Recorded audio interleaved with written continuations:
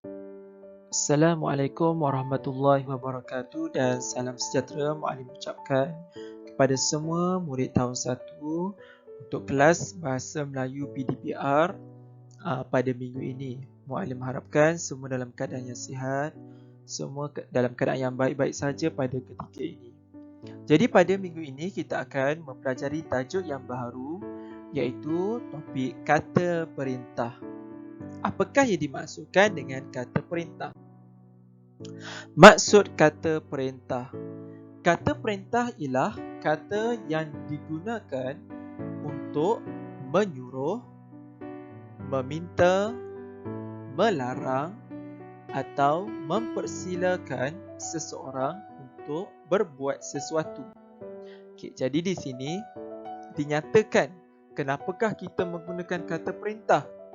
Tujuan kita menggunakan kata perintah adalah untuk menyuruh seseorang ataupun meminta seseorang ataupun kita melarang seseorang dan mempersilakan seseorang untuk melakukan sesuatu. Di sini kita akan mempelajari 4 jenis kata perintah pada video kali ini. Kata perintah yang pertama ialah kata perintah sila. Kata perintah yang kedua ialah harap. Kata perintah yang ketiga ialah jangan. Dan kata perintah yang keempat ialah tolong. Jadi di sini terdapat 4 jenis kata perintah yang kita akan belajar pada hari ini. Kamu boleh buka buku teks muka surat 70 untuk sama-sama kita lihat bagaimanakah cara penggunaan kata perintah dalam sesuatu ayat. Di sini Muallim nyatakan maksud penggunaan kata perintah dan juga contoh ayat supaya dapat memudahkan kamu untuk memahami bagaimanakah cara untuk kita menggunakan kata perintah dengan betul. Kata perintah yang pertama ialah kata perintah sila. Kata perintah sila digunakan untuk meminta dengan hormat supaya melakukan sesuatu. Contohnya, jika kita hendak meminta sesuatu daripada seseorang, kita perlu menggunakan kata perintah sila sebagai tanda hormat terhadap orang tersebut. Di sini Muallim nyatakan contoh ayat yang kamu boleh lihat juga dalam teks tersebut. Contoh ayat itu ialah sila berkumpul di padang pada pukul 9 pagi. Dalam ayat ini Muallim warnakan perkataan sila dengan warna merah merujuk kepada penggunaan kata perintah sila.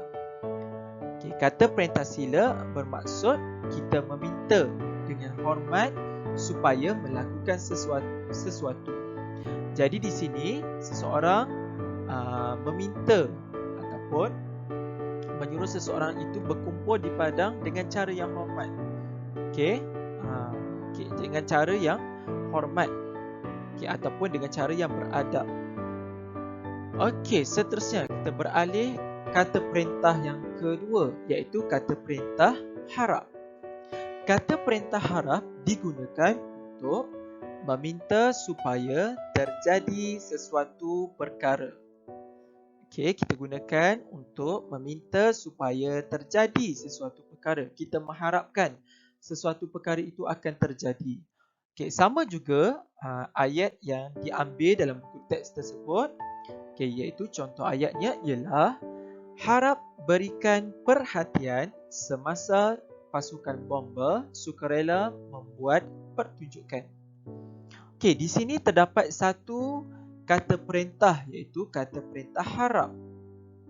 Kata perintah harap ini digunakan tujuannya adalah untuk meminta supaya terjadi sesuatu perkara. Apakah yang diharapkan? Iaitu mengharapkan murid-murid memberikan perhatian semasa pasukan bomba sukarela membuat pertunjukan. Jadi di sini ialah digunakan kata perintah harap yang merujuk kepada meminta supaya terjadi sesuatu perkara. Kita beralih ke kata perintah yang ketiga, iaitu kata perintah jangan. Kata perintah jangan digunakan untuk melarang seseorang daripada melakukan sesuatu. Okey, sama juga yang terdapat dalam ayat tersebut, iaitu contoh ayatnya ialah jangan sentuh api itu. Okey, dalam ayat ini terdapat satu perkataan yang diwarnakan dengan warna merah, iaitu kata perintah jangan, merujuk kepada melarang seseorang daripada melakukan sesuatu. Okay, dalam ayat ini merujuk kepada seseorang melarang menyentuh api itu. Jadi digunakan kata perintah jangan. Okay, kata perintah yang terakhir iaitu kata perintah tolong. Kata perintah tolong bermaksud meminta bantuan atau pertolongan. Okay, dalam buku teks tersebut terdapat satu ayat yang menggunakan kata perintah tolong. Okay, sama-sama kita lihat contoh ayatnya. Tolong bawa alat pemadam api itu ke sana. Okay, di sini terdapat satu kata perintah yang diwarnakan dengan warna merah, iaitu kata perintah tolong. Okay, tolong digunakan untuk meminta bantuan atau pertolongan. Jadi di sini digunakan perkataan tolong sebagai tanda untuk meminta bantuan atau pertolongan. Tolong bawa alat pemadam api itu ke sana.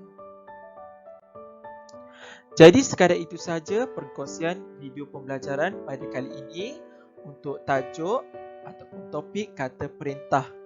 Jadi terdapat 4 jenis kata perintah yang telah kita belajar pada hari ini, iaitu kata perintah sila, kata perintah haram, kata perintah jangan dan yang terakhir iaitu kata perintah tolong.